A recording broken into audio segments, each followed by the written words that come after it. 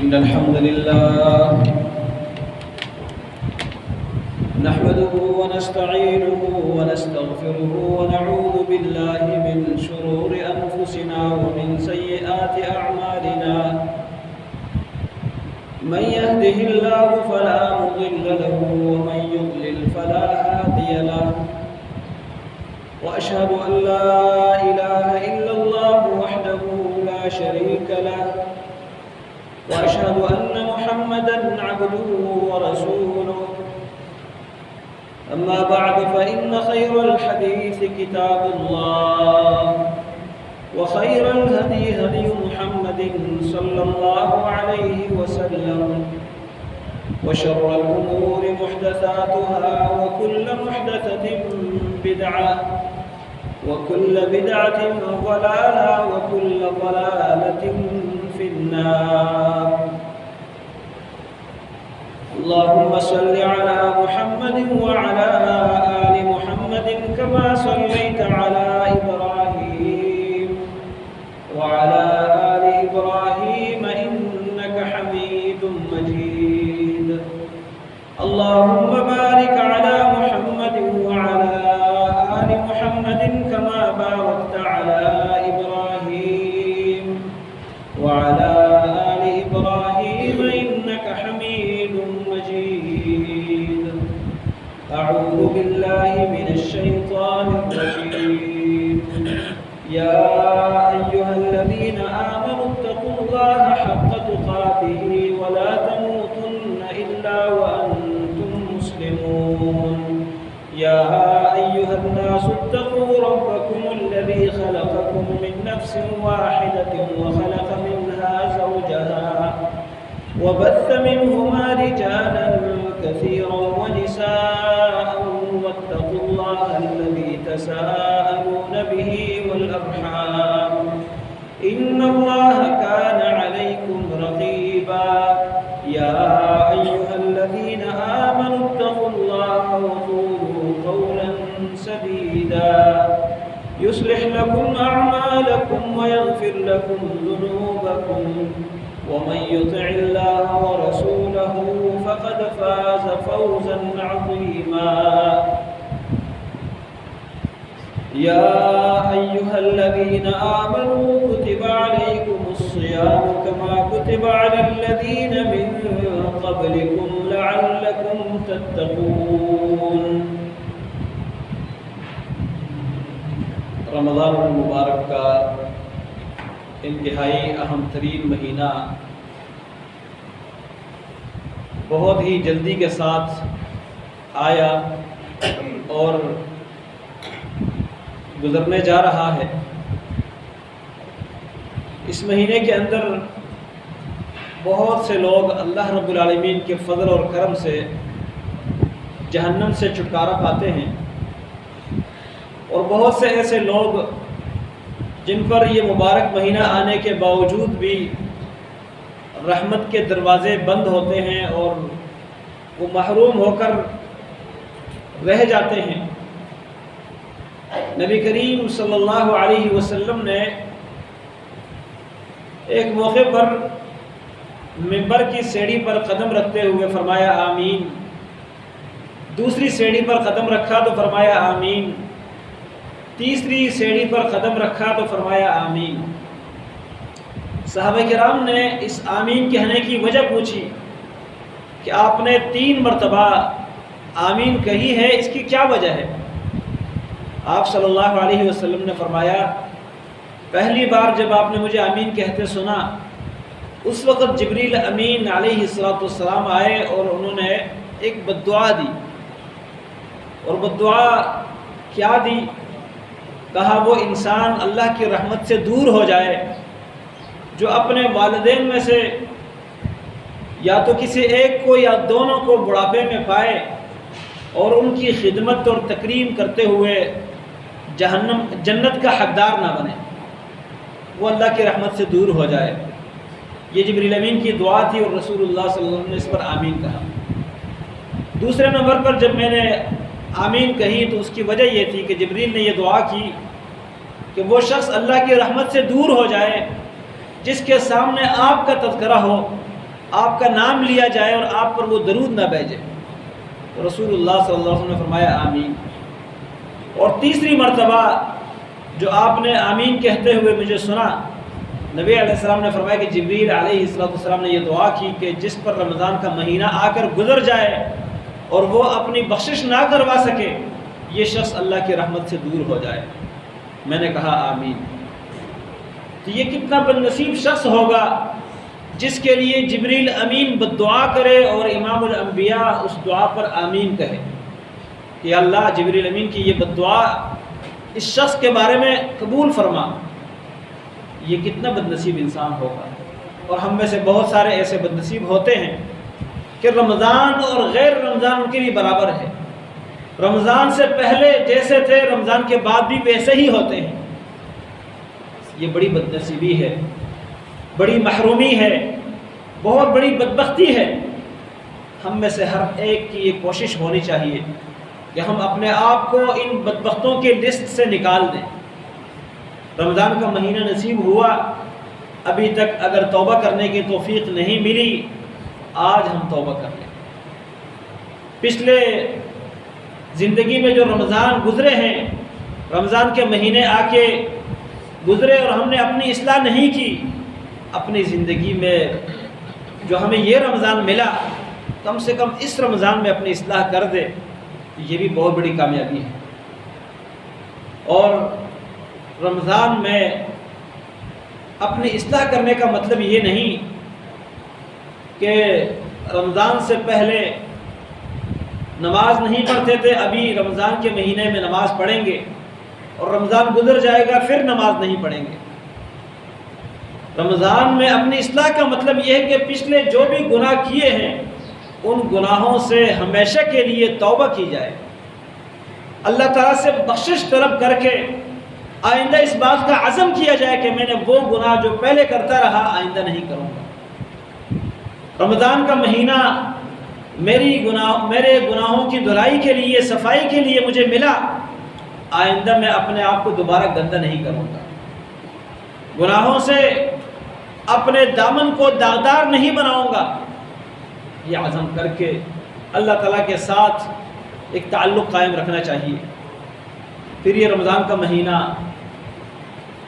اس میں خیر کے دروازے کھلے ہوتے ہیں اور عبادت کی کئی قسمیں اس مہینے میں اللہ کے نبی صلی اللہ علیہ وسلم نے ہمیں بتلائی ہے، ان کی فضیلت بتلائی ہے اور ان کی طرف ترغیب دلائی ہے۔ اس میں سب سے پہلا کیا جانے والا جو اہم ترین عمل ہے، جو خاص طور پر اس رمضان کے مہینے میں فرض ہے اور اس کی فرضیت اسلام کے 5 ارکان میں سے ایک رکن ہے۔ رکن سے مراد بنیاد، جس کے بغیر عمارت قائم نہیں رہ سکتی۔ اسلام کی عمارت اس رکن کے بغیر قائم نہیں ہو سکتی۔ وہ کیا ہے؟ رمضان کے روزے۔ ان روزوں کی فرضیت کو اللہ کے رسول صلی اللہ علیہ وسلم نے جہاں ہمیں اسلام کے ارکان بتلائے ہیں، ان میں فرمایا ایک رکن یہ ہے وَتَصُومَ رمضان، کہ تم رمضان کے روزے رکھو گے۔ اللہ تبارک و تعالیٰ نے قرآن کریم میں اس کی فرضیت کا اعلان کرتے ہوئے اس کا مقصد بھی بتلایا۔ فرمایا یا ایھا الذین آمنوا کتب علیکم الصیام کما کتب علی الذین من قبلکم لعلکم تتقون، اے ایمان والو تم پر روزے ایسے فرض کیے گئے ہیں جس طرح تم سے پہلے لوگوں پر فرض کیے گئے تھے، تاکہ تم متقی بن جاؤ، تم بچنے والے بن جاؤ۔ اب اللہ رب العالمین نے اس آیات میں ایک تو رمضان کے روزوں کی فرضیت کا اعلان کیا، کتب علیکم الصیام، تم پر روزے فرض کر دیے گئے ہیں، جس کی فرضیت کا اعلان رب العالمین فرمائے، یقیناً اس کی فرضیت میں کسی مسلمان کو شک نہیں ہونا چاہیے اور نہ ہی اس سے جان چھڑانے کی کوشش کرنی چاہیے، اس لیے کہ اللہ رب العالمین نے جو چیز ہم پر فرض کی ہے اس میں ہمارے لیے فائدہ ہے، اس میں ہمارے لیے بھلائی اور خیر ہے۔ اللہ بلا وجہ ہم پر کوئی کام لازم نہیں کرتا۔ آپ اپنی اولاد کے لیے کتنے خیر خواہ ہیں. اللہ تعالیٰ جتنا اپنے بندوں کے لیے خیر خواہ ہے اس سے زیادہ تو نہیں ہو سکتے نا. آپ اپنے بیٹوں کو اپنی بیٹیوں کو کسی ایسے کام کا لازمی حکم نہیں دیں گے جو ان کے لیے فائدہ مند نہ ہو. اگر آپ کسی بیٹے کو بیٹی کو کہتے کہ بیٹا یہ کام کرنا ہے، لازمی کرنا ہے، اس کام میں آپ کو پتہ ہوگا کہ آپ کے بیٹے اور بیٹی کے لیے کیا ہے، کوئی فائدہ ہے، وہ نہ کرے تو نقصان اٹھانا پڑے گا، اس لیے آپ اس کو لازمی حکم دیتے کہ یہ آپ نے لازمی کرنا ہے. اور جس کو اللہ تعالیٰ ہم پر لازم کر دے اس میں ہمارے لیے کوئی خیر نہ ہو، کوئی فائدہ نہ ہو، کوئی بھلائی نہ ہو، یہ ہو نہیں سکتا. اس لیے روزہ رکھنا اس میں ہمارے لیے بہت بڑی خیر ہے. اور میں حیران ہوں کہ ہمارے مسلمان بعض ایسے ہیں کہ اللہ کی طرف سے فرضیت کے اعلان آنے کے باوجود روزہ رکھنے سے جان چھڑاتے ہیں. اور وہ لوگ جن کو ڈاکٹر کہہ دیں کہ آپ نے فلاں کام کرنا ہے، فلاں دوائی کھانی ہے، آپریشن آپ کا ہونا ہے، اتنے گھنٹے کے لیے آپ نے کچھ کھانا پینا نہیں ہے، ڈاکٹر کے کہنے پہ کھانا پینا چھوڑ دیتے ہیں. بلکہ ایک نئی تحقیق آپ نے بھی وہ سنی اور دیکھی ہوگی، اس کا مشاہدہ کیا ہوگا. کسی غیر مسلم ڈاکٹر کی تحقیق ہے اور غیر مسلموں کے ملک کی کسی یونیورسٹی کے اندر یہ تحقیق اس نے کی ہے. اس نے کہا کہ انسان کے جسم کے اندر کچھ جراثیم ایسے پیدا ہوتے ہیں جن کو ختم کرنے کے لیے بھوک اور پیاس کی ضرورت ہوتی ہے. 12 مہینوں میں کچھ دن ایسے ہونے چاہیے، اس نے کچھ 20-25 دن بتلائے ہیں کہ اس میں انسان کچھ 12 گھنٹے تک بالکل کچھ نہ کھائے اور نہ پیے. اس کا فائدہ یہ ہوگا کہ یہ جو جسم کے اندر قوت مدافعت ہے یہ بھوک کی وجہ سے اپنی خوراک کے تلاش میں ہوتی ہے. اس کو جب کھانا نہیں ملتا، پانی نہیں ملتا، پھر یہ جسم کے اندر جو فضلات ہیں، اضافی جراثیم ہے، ان جراثیم کو کھا لیتی ہے یہ قوت، جس کی وجہ سے کینسر جیسے خطرناک بیماریوں کے جراثیم بھی ختم ہو جاتے ہیں. یہ اس ڈاکٹر کا کہنا ہے. ہمیں اس کی بات پہ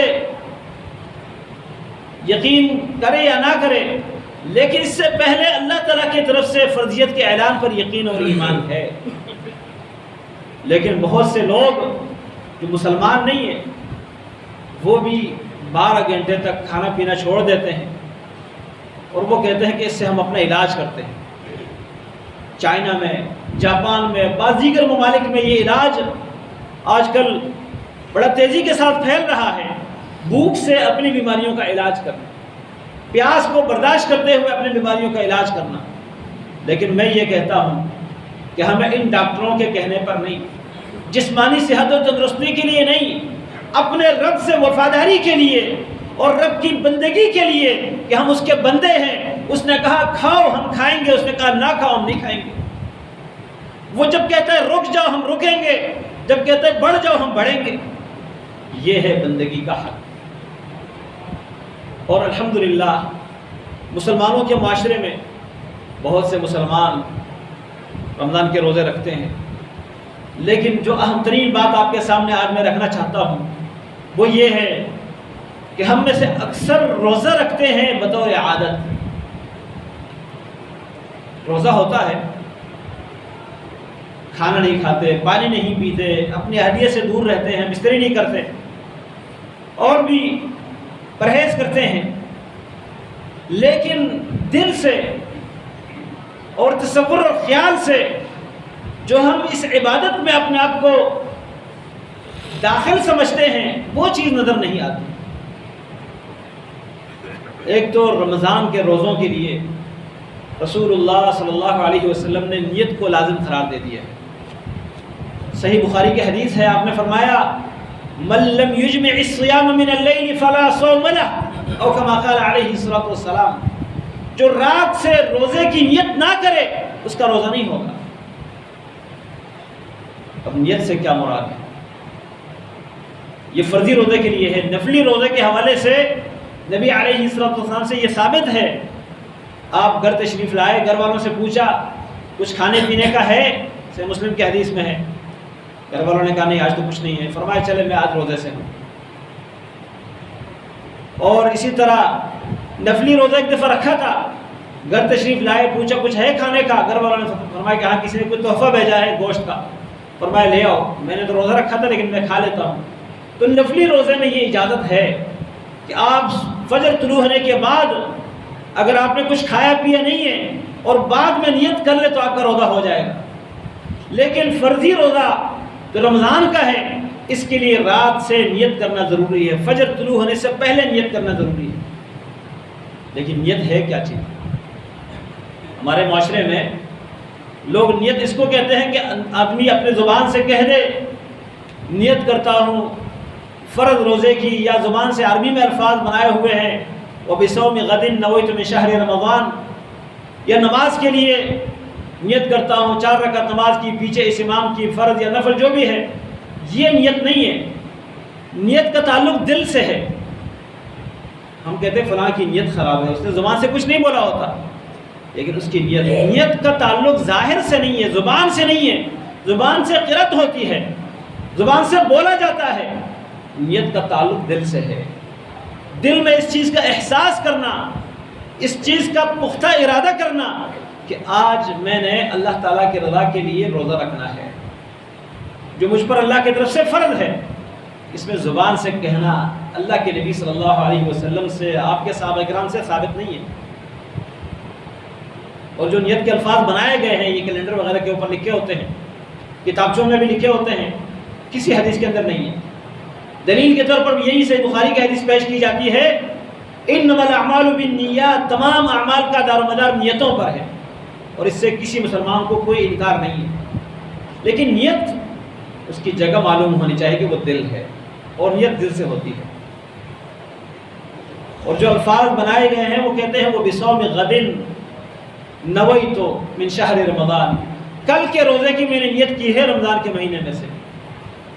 کل جو اسلامی مہینے ہیں، دن شروع ہوتا ہے سورج غروب ہونے کے بعد، یعنی آج جمعے کا دن ہے تو جمعے کا دن آج صبح سے نہیں شروع ہوا۔ جمعے کا دن جو درود شریف کے فضائل آئے ہیں، جمعے کے دن پڑھنے کے، سورۃ الکہف کی فضیلت آئی ہے، وہ ہے کل جمعرات کو سورج غروب ہونے کے بعد سے فضیلت شروع ہو گئی۔ اگر کسی کا عقیقہ 7ویں دن کرنا تھا، اس کی پیدائش پچھلے ہفتے کے دن ہوئی ہے، ہفتے کے دن، تو آج جو جمعے کا دن ہے، رات مغرب کے نماز سے پہلے یعنی سورج غروب ہونے سے لے کر آج مغرب تک اس کا 7واں دن ہوگا۔ اس چیز کو نوٹ کرنا چاہیے۔ اگر آج رات گزشتہ رات پیدا ہوا ہو تو آج جمعے کا دن اس کے پیدائش کا دن شمار ہوگا، انگریزی تاریخ کے حساب سے نہیں کہ 12 بجے کے بعد تاریخ بدلتی ہے۔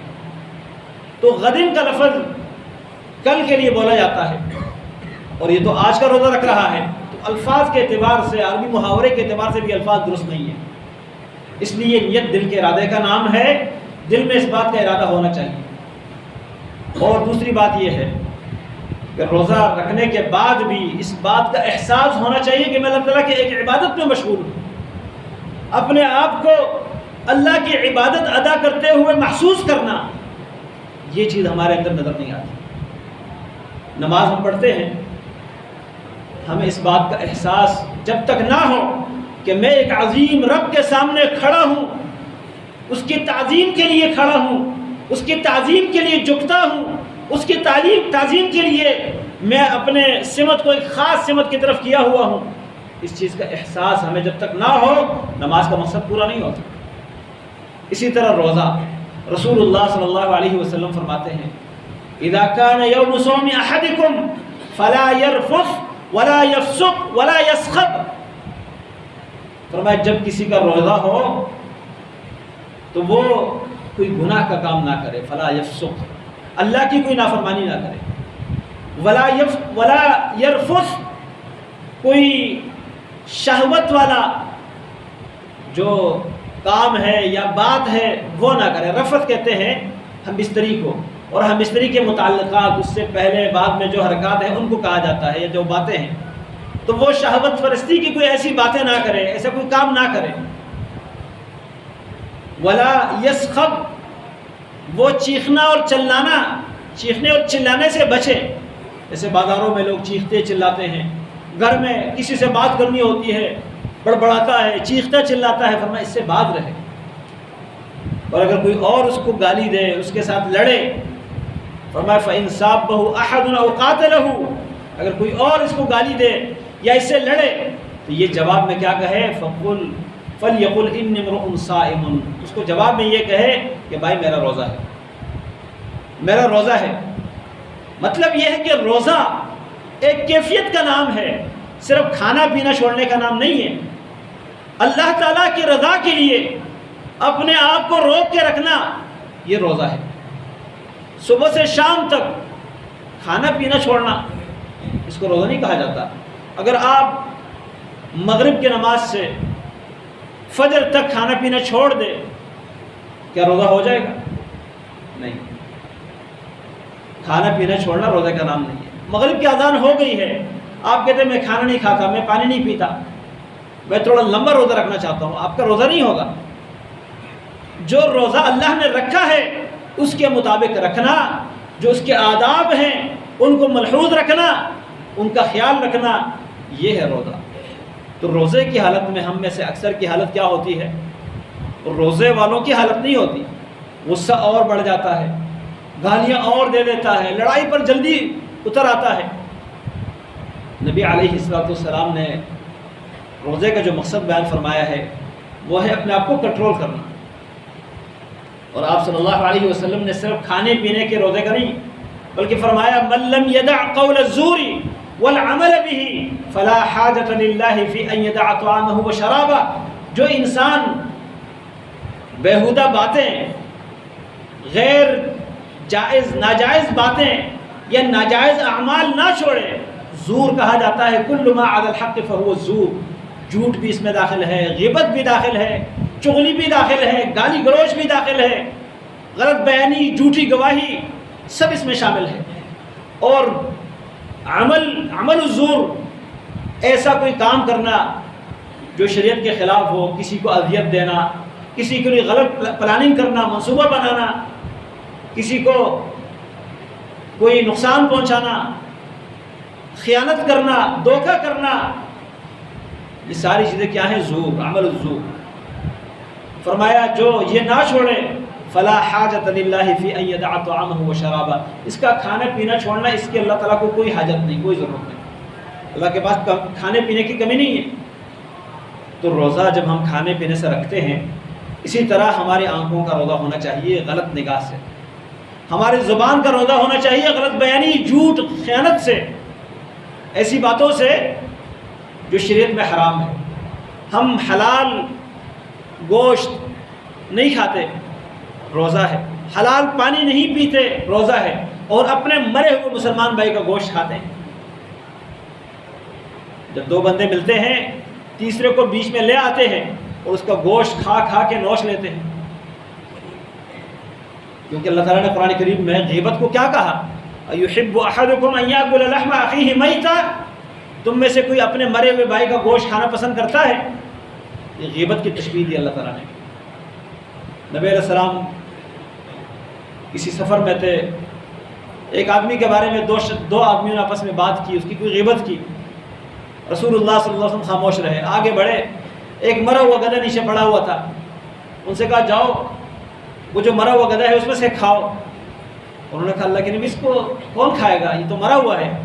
آپ نے فرمایا جو ابھی تم گوشت کھا رہے ہو اس سے زیادہ بدبودار گوشت۔ ایک موقع پر نبی علیہ السلام نے دو صحابہ سے کہا کہ اپنے دانتوں کے اندر تنکا مارو، کہا ہم نے کچھ کھایا تو نہیں ہے؟ فرمایا ابھی اپنے مرے ہوئے بھائی کا گوشت کھا رہے تھے، اس کی غیبت کرتے ہوئے۔ اتنی بڑی وعید آئی ہے، ہم اپنے بھائی کا گوشت کھا رہے ہوتے ہیں، اپنے بہنوں کا گوشت کھا رہے ہوتے ہیں اور کہتے ہیں ہمارا روزہ ہے۔ تو روزہ صرف کھانے پینے سے نہیں، ٹھیک ہے کھانا پینا یا جو بھی کھانے پینے کے حکم میں ہے، انہیں معدے تک غذا پہنچانا، چاہے وہ مشروب کی شکل میں ہو، ڈرپ کی شکل میں ہو، یا وہ منہ کے ذریعے کھانے کے شکل میں ہو، جو بھی جسمانی توانائی کو مکمل کرنے کے لیے غذا پہنچائی جاتی ہے وہ خوراک ہے، اس سے روزہ ٹوٹ جاتا ہے۔ اسی طرح جو انسان اپنے حلق کے اندر اتارتا ہے جان بوجھ کر، چاہے وہ پانی کا بوند ہے، وہ کسی چیز کا کوئی دانہ ہے، بیج ہے، وہ سب کے سب روزہ توڑنے والی چیزیں ہیں۔ یہاں تک کہ رسول اللہ صلی اللہ علیہ وسلم نے کلی کرتے ہوئے اور ناک میں پانی چڑھاتے ہوئے فرمایا وبالغ فی الاستنشاق الا ان تکون صائما، ناک میں پانی چڑھاتے ہوئے مبالغہ کرو، خوب پانی چڑھاؤ، لیکن روزے کی حالت میں ایسا نہ کرو۔ روزے کی حالت میں ناک میں پانی چڑھانے میں بھی احتیاط سے کام لینا چاہیے۔ ناک میں دوا ڈالنا یہ جائز نہیں ہے روزے کی حالت میں۔ البتہ آنکھوں میں سرما ڈالا جا سکتا ہے، سر میں جسم میں تیل لگایا جا سکتا ہے، اور خوشبو وغیرہ سونگھی جا سکتی ہے، لیکن اس کے کوئی ذرات ناک میں نہ جائے۔ روزے کی حالت میں ہم بستری یا کسی بھی طریقے سے اپنی جنسی خواہش کو پورا کرنا، اس سے روزہ افطار ہو جاتا ہے، روزہ ٹوٹ جاتا ہے۔ باقی روزے کی حالت میں اگر غیر اختیاری طور پر گرد غبار ناک میں یا حلق میں اتر جائے، دھواں چلا جائے بغیر اختیار کے، اس سے روزہ نہیں ٹوٹتا۔ روزے کی حالت میں اگر کسی کو احتلام ہو جائے، سویا ہوا ہے، اس کا اختیار نہیں ہے، غسل فرض ہو گیا، اس کا روزہ نہیں ٹوٹتا، روزے پہ کوئی اثر نہیں پڑتا۔ اگر رات سے اس کو جنابت کی حالت ہے، ہم بستری کر چکا ہے، رسول اللہ صلی اللہ علیہ وسلم کے بارے میں ام سلمہ رضی اللہ عنہا کی حدیث بھی موجود ہے، اسی طرح عائشہ رضی اللہ عنہا کی حدیث بھی موجود ہے کہ کتنی مرتبہ آپ کو صبح ہو جاتی اور آپ ہم بستری کی وجہ سے جنابت کی حالت میں ہوتے۔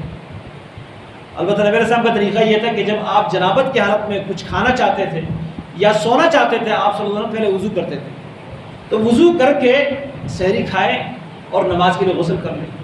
صبح اذان ہو بھی جائے، فجر کا ٹائم ہو بھی جائے، آپ کا روزہ خراب نہیں ہوگا۔ جنابت کی حالت میں روزہ شروع ہو سکتا ہے، لیکن نماز کے لیے غسل کرنا ہے۔ اسی طرح اگر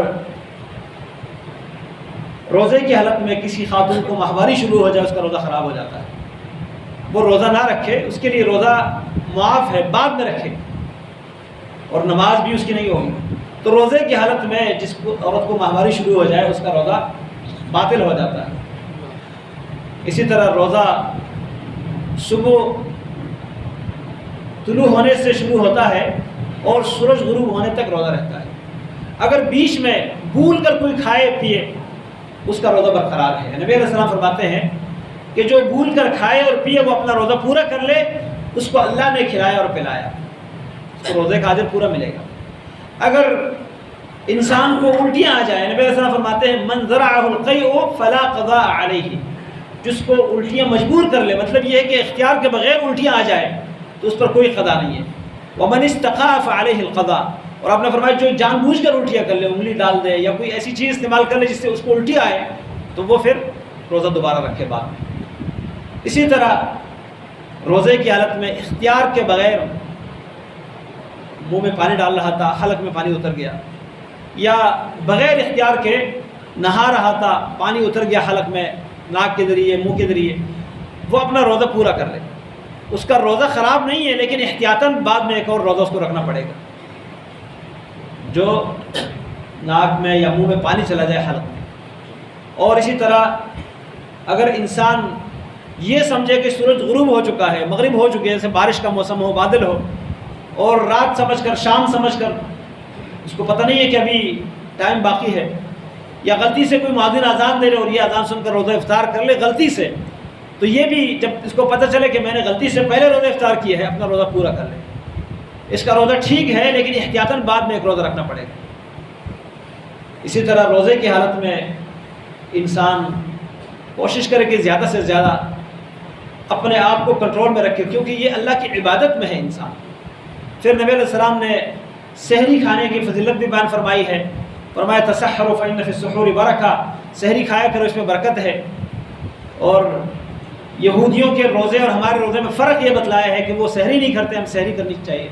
سحری میں تاخیر کرنا سنت ہے، لیٹ سحری کرنا، فجر طلوع ہونے سے پہلے پہلے بند کرنا، اگر آزان ہو جائے اور کسی کے ہاتھ میں پانی کا برتن یا کوئی مشروب ہو، نبی علیہ السلام نے فرمایا آزان ہونا شروع ہو جائے اور اس کے ہاتھ میں یہ برتن ہے تو برتن نہ رکھے جب تک اس میں سے اپنی حاجت پوری نہ کرے، لیکن جان بوجھ کر ایسا نہ کرے کہ وہ آزان تک لیٹ کرتا رہے اور بعد میں پیتا رہے۔ بس جو برتن اٹھایا ہوا ہے اگر منہ کے ساتھ قریب کیا ہوا ہے اور آزان شروع ہو جائے اس میں سے پی لے اور برتن رکھ لیں، آزان شروع ہوتے ہی اپنا کھانا پینا وہ نہ روکے۔ اور اصل روزہ بند ہوتا ہے آزان سے نہیں، فجر طلوع ہونے سے۔ اللہ تعالیٰ فرماتے ہیں فَكُلُوا وَاشْرَبُوا حَتَّى يَتَبَيَّنَ لَكُمُ الْخَيْطُ الْأَبْيَضُ مِنَ الْخَيْطِ الْأَسْوَدِ مِنَ الْفَجْرِ۔ فجر طلوع ہو جائے تو روزہ بند، تو فجر طلوع ہونے سے پہلے روزہ بند کر دینا چاہیے۔ اور افطاری میں جلدی کرنا، سورج غروب ہو جائے بے شک ابھی روشنی ہو لیکن سورج کا ڈوب جانا، نبی علیہ السلام نے فرمایا اذا اقبل الليل من ها هنا وادبر النهار من ها هنا وغربت الشمس فقد افطر الصائم۔ ایک سفر میں تھے صحابہ کرام آپ کے ساتھ تھے، نبی علیہ السلام نے ایک صحابی سے کہا انزل فجدح لنا، اتر جاؤ ہمارے لیے کوئی ستو بنا لو، پانی میں بھگو دو۔ اس نے کہا علیک نہار یا رسول اللہ صلی اللہ علیہ وسلم، ابھی تو دن ہے اللہ کے نبی، آپ نے فرمایا انزل فجدح لنا، اتر جاؤ ستو پانی کے اندر بھگو دو۔ پھر فرمایا اذا اقبل اللیل من ها هنا، جب رات یہاں سے آنا شروع ہو جائے، وادبر النهار من ها هنا، اور دن یہاں سے پیچھ کر لے، وغربت الشمس، اور سورج ڈوب جائے، فقد افطر الصائم، تو روزہ دار کا روزہ افطار ہو گیا۔ اب افطاری کے لیے انتظار کرنا کہ نہیں ستارے طلوع ہو جائے، اندھیرا ہو جائے، بس سورج ڈوب جائے تو اس کے بعد روزہ افطار۔ تو اسی طرح رمضان کے روزوں کے ساتھ جس چیز کا خاص تعلق ہے وہ یہ ہے کہ افطاری کے وقت دعا، نبی علیہ السلام نے فضیلت بیان فرمائی کہ افطاری کے وقت کی دعا رد نہیں ہوتی، اور افطاری میں جو سنت ہے کھجور سے یا کھجور نہ ہو تو پانی سے یا جو بھی میسر ہو اس سے روزہ افطار کرنا چاہیے۔ لیکن انسان جب پورا دن روزہ رکھتا ہے، حلال کھانے پینے کو چھوڑ دیتا ہے، تو شام کو افطاری کے بعد جو سگریٹ، نسوار، چرس، دیگر جو منشیات ہیں یا دیگر جو حرام کھانے ہیں ان سے بھی پرہیز کرے، کیونکہ حلال سے بچنا اور حرام سے نہ بچنا یہ دوہرا معیار ہے۔ تو اللہ تعالیٰ نے جس چیز کو ہم پر مستقل حرام کیا اس سے بھی بچنا چاہیے اور اس روزے کو اپنی اصلاح کا ذریعہ بنانا چاہیے۔ اللہ تعالیٰ مجھے اور آپ کو اپنی اصلاح کی توفیق عطا فرمائے۔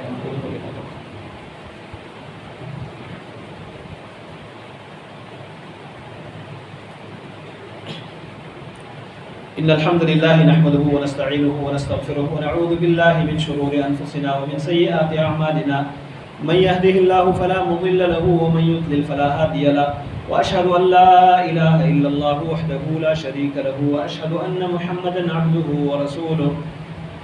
روزے کی حالت میں مسواک کرنا، اس سے کوئی روزہ خراب نہیں ہوتا، نہانے سے روزہ نہیں ٹوٹتا، مسواک تر ہو یا خشک ہو، صبح کے ٹائم ہو یا شام کے ٹائم ہو، اس میں کوئی فرق نہیں پڑتا۔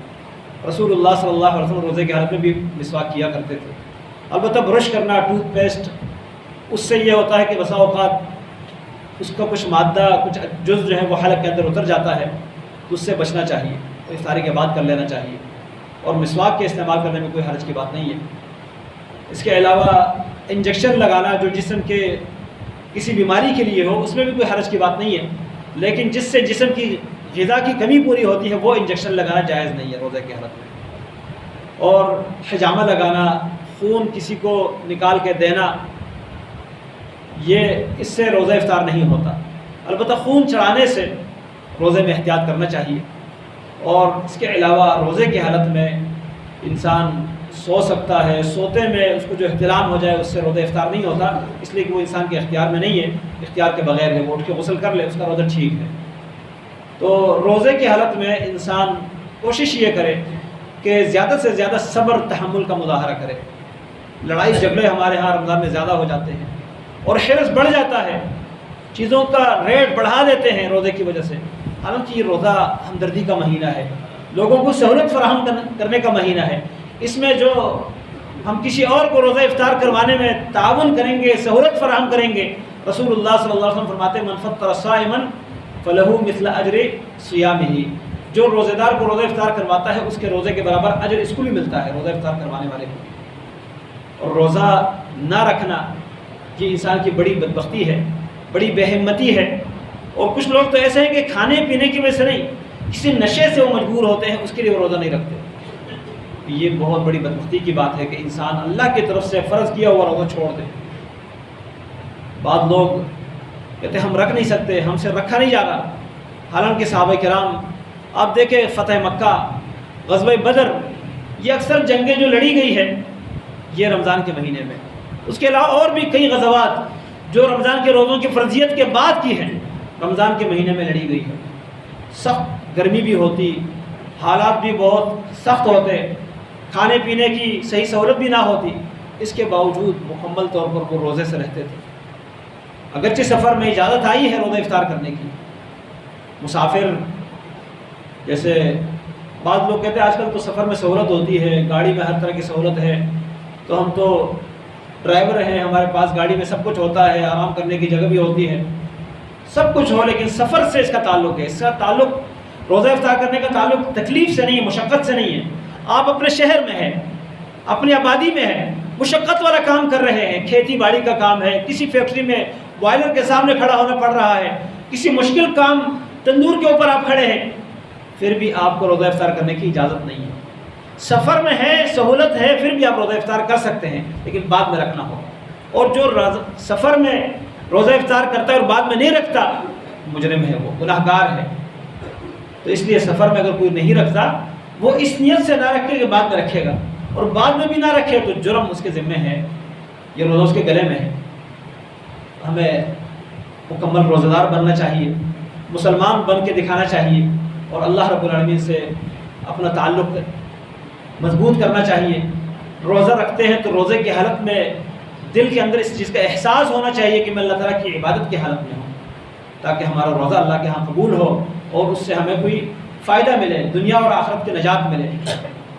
تو روزہ جو ہے وہ نیت کے ساتھ، عزم کے ساتھ، اس چیز کے احساس کے ساتھ کہ میں اللہ کی عبادت ادا کر رہا ہوں، اللہ تعالیٰ کا ایک فریضہ ادا کر رہا ہوں، اس نیت سے روزہ رکھنا چاہیے۔ اللہ تعالیٰ مجھے اور آپ کو تمام روزہ رکھنے کی توفیق عطا فرمائے، اور رمضان کے مہینے سے مکمل برکات اور رحمتوں کو حاصل کرنے کی توفیق دے۔